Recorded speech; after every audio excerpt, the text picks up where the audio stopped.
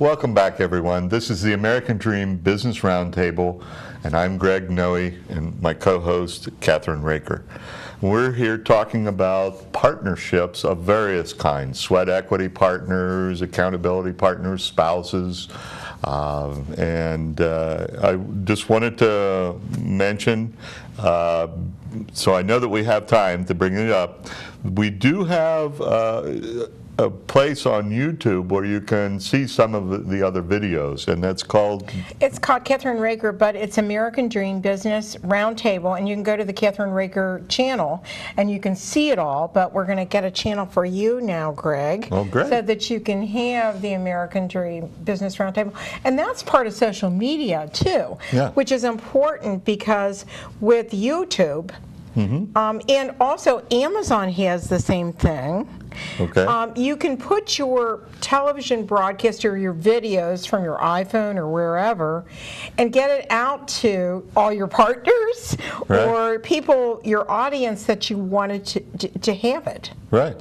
And it really markets you then in all the different things that you're trying to accomplish. And so if there's an entrepreneur out there that would like to get some media coverage, I would suggest that they contact either one of us and we can talk about that. In the remaining time that we have, right, I did want to mention a little bit about HR, human resource, because we're kind of dancing around that subject.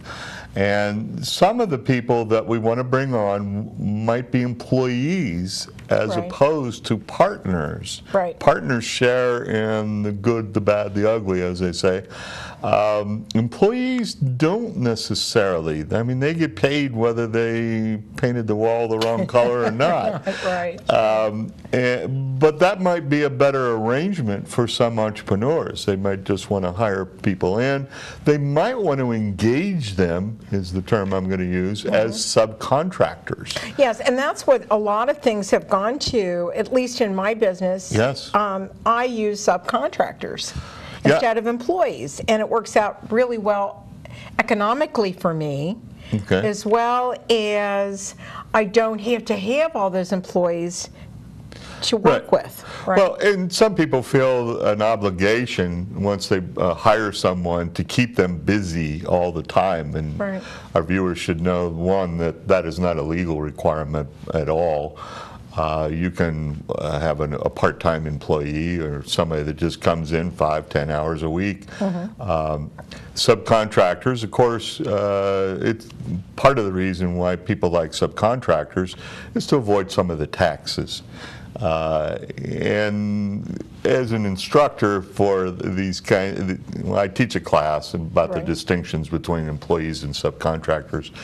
I can put together a really good argument that you could pay an employee just, like 12 cents an hour more than you would pay the subcontractor, but you get so much more with an employee.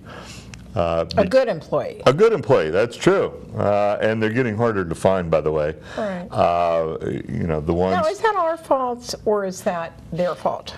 Well, or the system's fault? I think it's all of our faults. I used to have a requirement that everyone come into work at 8:30 in the morning. I kind of still have that requirement. Are you there at 8:30? Yeah, I am. Well, but then early morning person. Yeah, but I started asking why. Is that person really required? Do they really need to be here at 8:30? That person? I mean, there are people who really need to be there to answer the phones and things like that, but not everybody. And so I started becoming more flexible and saying, that's good. And that was one of the reasons why I've been able to hire in good talent, is because I offered, especially women, the flexibility. There were women, they're family, they're homemakers. And I brought in an accountant because no one else would hire her because she wouldn't work full time. She wanted to be home at 3 o'clock in the afternoon when the school bus dropped off the kids.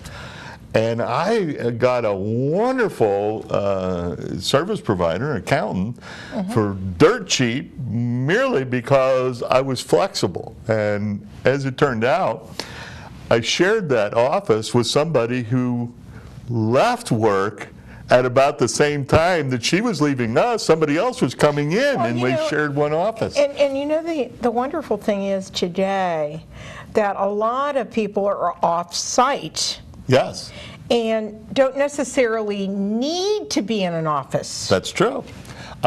In my business, They do. no confidential documents leave the building. No, and I understand, and I understand that.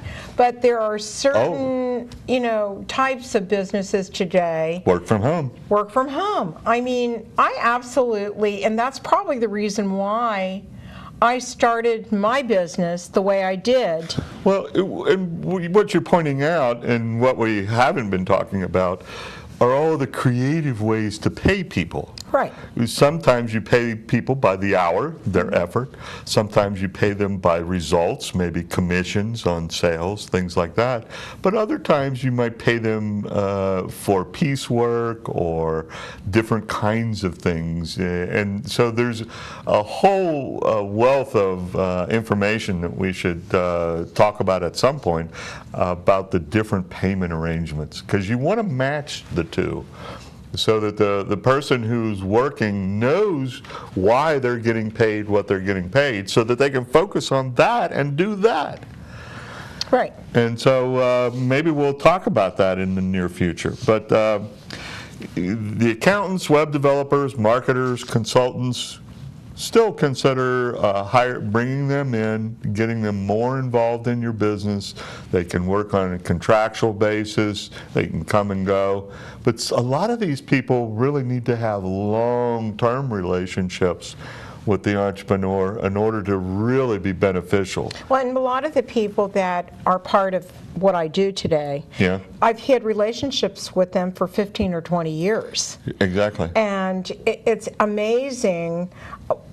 There are times when I can call a graphic designer, say for instance, Greg, and say, I've got a new client, Yeah. and this is what I want to do. And what I've done recently, because there's certain people as a consultant or a manager of their business, okay, that I need to be on that phone call with that graphic designer and Oh, that absolutely. person. Because really when you're managing it, Right. you want to keep the consultant, not the consultant, but the contractual person or the person that you're hiring on the same page as everybody else. So now I'm doing that more, because Well, that way it makes it easier for me in the end, And right? this is one thing that sometimes the entrepreneur fails to understand, is that as consultants, we're introducing them to these people. We're potentially risking that relationship. That's right. By sharing that relationship with someone else. That's right. And so we oftentimes need to be very careful about that, because if we introduce them to a deadbeat, for example, they may never work for us again. That's right. I hate to end our show on that note, Yeah. but it looks like we've run out of time. And so one more time, the URL, or the domain, as most people know these. The main domain, The or main domain. brand domain, is Kathryn, Kathryn, Raaker, RAAKER.com. And the ExcelsiorInstitute.org, EXCELSIOR Institute.org. Again, Greg Noe, Kathryn Raaker. We'll see you on the next week.